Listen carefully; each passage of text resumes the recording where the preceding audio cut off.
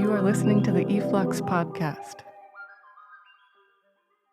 My name is Kuan Wood, and I'm one of the editors of e-flux Journal, and it's a real pleasure to have here in the studio with me Yu, a philosopher who lives in Berlin, and Xiaoyu Weng, who is a curator at the Guggenheim. Just yesterday, we had a big day-long conference together that Xiaoyu and I organized called Technology is History, and Yuk was our keynote speaker. And we thought that it would be a nice opportunity to get together today in our new anechoic chamber on the third floor of the e-flux's building to talk and to ask some questions that we had for Yuk after his talk yesterday, and possibly about his work more generally. Xiaoyu, why don't you start us off? Sure. I'm going to go right into the question. I think what struck me is in the lecture that Yuk gave yesterday about his concept of this kind of cosmotechnology and the relationship with a possible verification of future, he specifically quoted two examples. And these two examples also appeared in the catalog essay that Yuk contributed to the One Hand Clapping exhibition. I'm very intrigued by the choice of these two examples. I guess I also connected these two examples to what he would describe as the relationship with being exotic, in a sense, and how to connect ancient text and ideas with the argument that he wants to make. In the book that Yuk edited called 30 Years After the Immaterial, published in 2015, when he is trying to elaborate this concept of the clear mirror. In this particular essay, Amnesis and Reorientation, a Discourse on Matter and Time, Yuk said, and I quote, as a kind of dialogue between a 20th century French philosopher, particularly referring to Lyotard, and a 13th century Japanese monk, it is difficult for us not to analyze this statement without going into any kind of exoticism. And you continue to write, and I quote, when we deal with two forms of knowledge, the so-called philosophical West and the philosophical East, we always risk simplifying them. But in order to have a dialogue, if this is possible at all, it is hard not to simplify them as two systems. A dialogue needs a common ground, and the search for a common ground is always a privation. So basically, I just want Rick to maybe talk about his choice of these two examples and its relationship of the statement that he made about exoticism. Thank you for these two questions. The reason for which that I have only talked about these two antique examples, because I have to repeat them again, here is that one of the examples is called is from Zhangzi. It's about how a butcher dissects a cow. And the second example is the theory of landscape painting from a theorist and painter of what they call the six dynasties, which is between 4th century and 5th century. The reason for which I have chosen these two examples is to show that there are different experiences of art and technology, and how these two different types of experience, I mean the experience of technology, and in the case of Pao Din, the butcher, and the experience of painting, or maybe we can say the experience of the truth in painting, and how these experiences are very different and seems exotic and stranger to how it is understood in the West. So with these examples, I wanted to suggest that it is possible to re-articulate these experiences with the two basic categories, Tao, which means the way, and qi, which means utensil. And I want to show that it is possible to articulate these experiences with completely different vocabularies and registers. Now the question, of course, is that what will be the implication with these different articulations and with the articulation of these different experiences? And as I try to say that at the very beginning, that these are only antique examples. And I try to suggest that the relation between Tao and Qi had several transformations throughout history. So we cannot, when I present these examples, it doesn't mean that there is an ontology which didn't change throughout history. But I wanted to show that there is a dynamic between Qi and Tao, and we still have to analyze. Now, of course, yesterday it was not possible to explain the whole history of more than 2,000 years history in China, but these are the two examples that are trying to help the audience to understand what are these experiences. No? Now, as I said several times, that I wanted to articulate a variety of experiences of art and technology, and here we have to enter the question of exotism. Now, exotism is a very people always has the tendency to avoid that being exotic is very strange. It's something very different from the mainstream articulation. But on the other hand, as I try to show that in this article on Lyotard, or dedicated to Lyotard's lazy material, I try to show that there is a certain way of thinking, we can say the philosophy West. And the philosophy West, when dealing with certain questions, for example, technology, there is a lineage. And if we follow this lineage, there are consequences. Or maybe we can also, sometimes we can say impasse. That if you follow this lineage, you also oversee other possibilities. And it was really intriguing that in this article from Lyotard that he presented in 1986 at the IACAM of the Centre Pompidou in Paris under the invitation of Bernard Stiegler, who was at the time a master's student of Lyotard. And in this article called Techniques, Logos, or Telegraphy. And in this article, Lyotard all of a sudden mentioned Dogen, a 13th century monk, in order to show that is it possible at all to think of Western understanding of technology in a different way. Now let me try to summarize what the question was about. And I'm trying to simplify it. So Lyotard's question is the following, is that if we understand technology as a type of memory, and if we understand technological development as constant improvements of this memory,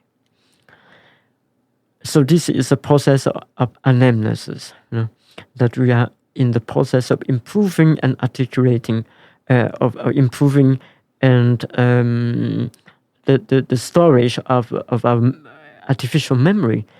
Then, as this is completely evident today with big data and with data economy, that we can basically record every movement and every sentence that we have said, like what we are doing now here. We are recording my voice. Now the question is that with this perfection of technology, it is kind of a metaphysics that with its improvement in the exactitude, the exactness of its recording, is going to imprison us or will it allow us to have a different type of anamnesis?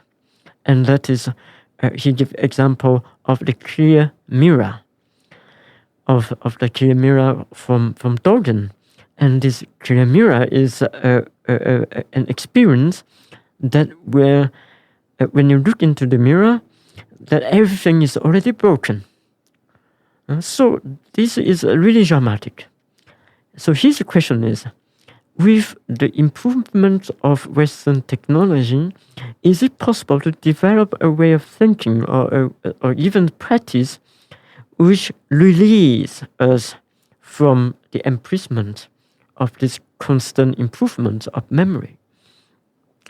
And I find this very, very interesting and very dialectical. The question itself is very dialectical. And Lyotard himself says that maybe this question is too dialectical to be taken seriously. He himself has said this. So there is an exotism that when he mentioned Dogen, but on the other hand, is a very significant question that how can we go beyond certain metaphysical prestige that is already present in this lineage of thinking, and how can we move forward, and how can we overcome this limit of the limit of metaphysics? So there is as I said, that the only way to do so is to reopen these concepts or these questions, especially concepts that are taken as universal. So, for example, what I try to do with the question of technology, because as I said, that today, of course, we live in a globalized world, and globalized must not be mistaken as universal. We live in a globalized world. We use the same type of technology, but the concept of technology, or even the concept of art, are quite different. Different not only how it is articulated, but also the experience. So I try to bring forward this exotism in order to open new paths. And that is why I said that I ask, will it be possible to allow us to think of the bifurcation of futures by introducing not only an exotism, but also the knowledge which is inscribed in this exotism. But of course, it's not simply the term knowledge is complicated. We still need really careful of this knowledge and the history of such knowledge in order to think how can we open such question and open the future of this question. Maybe I would just follow up with the when you were talking about the concept of the clear mirror. I couldn't remember the exact quote from Dogen, but maybe he said something like, when a foreigner and a Chinese look into the mirror, they see themselves because they still have attachment or this grasping onto certain things. But then if a clear mirror is placed in front of a mirror, everything is broken. And it's the smithereens, I think. And this is referring back to earlier when you were trying to explain Lyotard's reference to the clear mirror. And then you went on talking about regarding how in Asian culture there was a privation of the anamnesis of history in favor of an anamnesis of the clear mirror. So I guess when you were talking about this technology to improve the memory of its exactitude, and how would you say is that, what's the relationship of that with history? This is an extremely complicated question because regarding the concept of not only history, but historicity and its relation to technology and to thinking. Well, this is my personal story, is that the philosophy of technology, especially continental philosophy of technology, has been my focus since the very beginning. But what I have studied is always, as you can see, that the possibility of constructing a history of philosophy of technology from Plato on until today.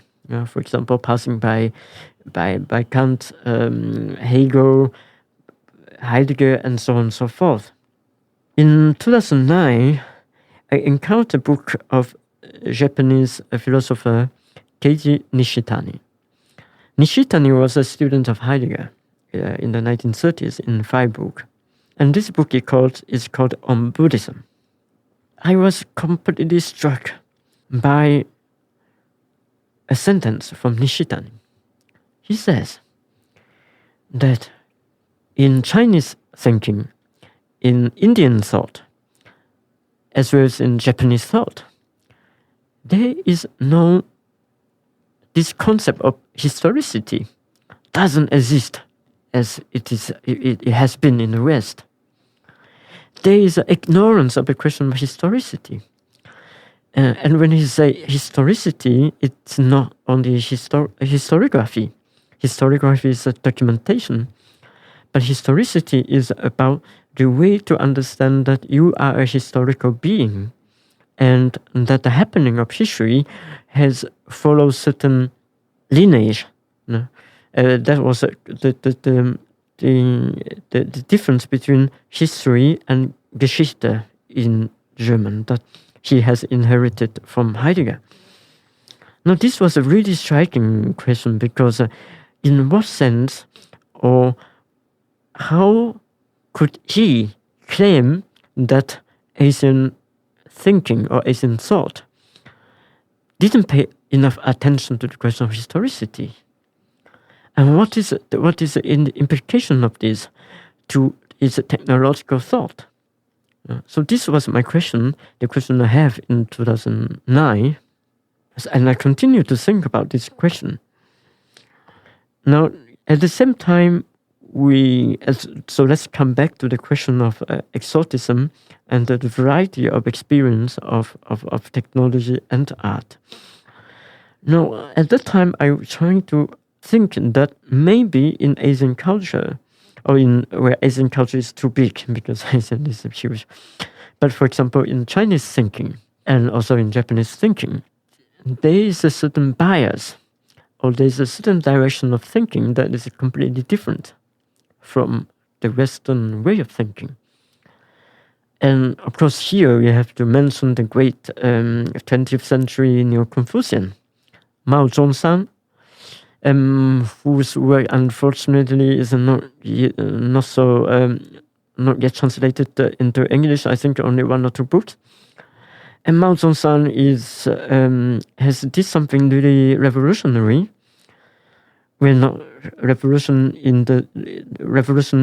in the sense that he tried to systematically compare Western and Eastern philosophy. Now, Mao Zedong said something as astonishing as Nishitani.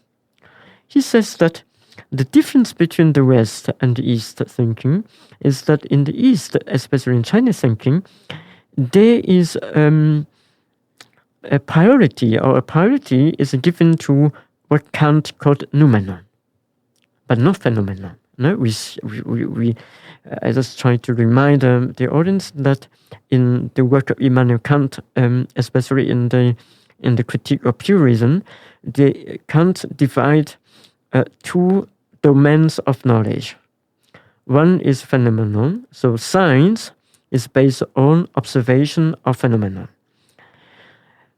So the way we articulate about science and knowledge is based on phenomenon. For example, I perceive such and such a thing in what color, in what shape, and so on. But there is another domain of knowledge, which is noumenon, which I cannot know as a human subject. For example, the thing in itself, freedom, God, the soul. So there's something that I cannot grasp as such. And Mao Zedong says that when he read Kant, he was completely shocked. He said, "What Kant talked about noumenon is exactly what we want to do, or what we have been doing in Chinese philosophy. Chinese philosophy is all about noumenon." So I'm also trying to elaborate what is a noumenal thinking in Chinese thought. Now, of course, this noumenal thinking, is always trying to see, to understand something that you cannot grasp. And what is this desire of grasping something that you cannot grasp, or to experience something that you cannot grasp? Is not in vain at all. So it is here that if this noumenon is the desire, the object of desire of Eastern thinking, for example, here we see that there is kind of, it's not exactly ignorance, but the priority or the ways that they have given to materiality of technology, the medium of writing and so on, is much less. Because there is always a teleology beyond all these technical activities. It's not about keeping the memories, and it's, of course, keeping memory or retaining memory is important. But there is a higher aim. There is a teleology which is beyond the utility of technical and artistic activities, which is the experience of the noumenon. So that is why I said that there are two different mentalities in the philosophy West and the philosophy East. And we can also, of course, read this with what Dogen called the clear mirror as a completely different experience. An experience which is not attached. An experience which is not an attachment to, for example, to memory itself, not something that is imprisoned by memory, but something that goes beyond this imprisonment of memory. And I think that was Lyotard's question. But of course, Lyotard, when he raised this question, he didn't have knowledge of such a history of Eastern thought. So, but we know. At least I think that I know a little bit, and I want to push this further. I just want to echo that, because earlier I expressed my discontent when I was studying Chinese art history in college, the traditional practice like Chinese landscape painting, etc., and which could refer to your example as Zongbing's 画山水诗, the significance of landscape painting.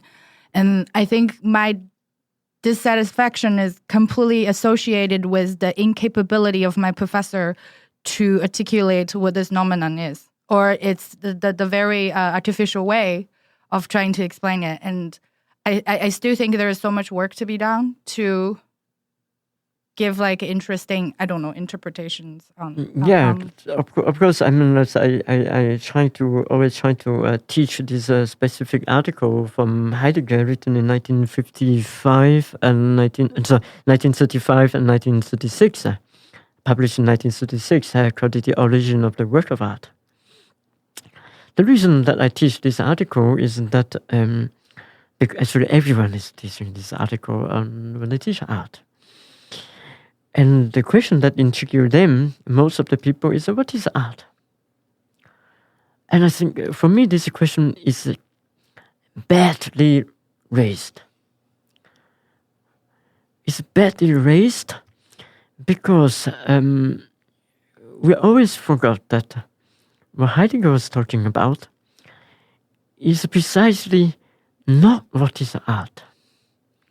Heidegger was talking about the Ursprung, it is translated as origin, but it is also to spring, to jump, the emergence. It's this process, this genesis of the experience. And more important is that when Heidegger was talking about that, he was talking about a Greek experience, the experience of the ancient Greeks, of what is the significance of the experience of art, what he called aletheia, the truth. But if you use this article of Heidegger to understand Chinese landscape painting, of course, this is a big joke. It is a joke because it's impossible and it's what I call a disorientation. But this is unfortunately what has been practiced. So that is the reason for which I teach this article. I always wanted to teach this article, is that to show that we must, as what I try to do since years concerning the question of technology. But I'm thinking that it's also the same with artistic practice or with artistic experience. But of course, in the process of globalization, and as I want to emphasize again that globalization is a process of universalization, but it also give us also it has a deception. It also offered a deception that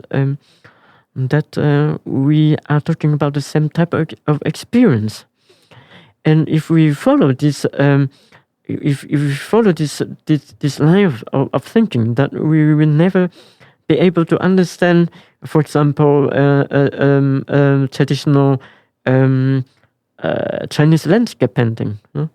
So in a way, like sometimes, even though I may not completely agree with most of the things that François Julien has said, but I think his emphasis on difference, on radical difference, and also on exoticism, is it can be helpful for us to understand or to see things quite differently. So, I'd like to thank you both for being here, and I guess we look forward to your lecture at e-flux, responding to Henry Kissinger's really fascinating opinion article, where the master of the master Cold War American hawk of geopolitical chess looks with terror on AI being able to win billions of chess games, and wondering what sort of Skynet scenario is waiting for us. So I think your response to that will be really interesting. Thanks to both of you for doing this.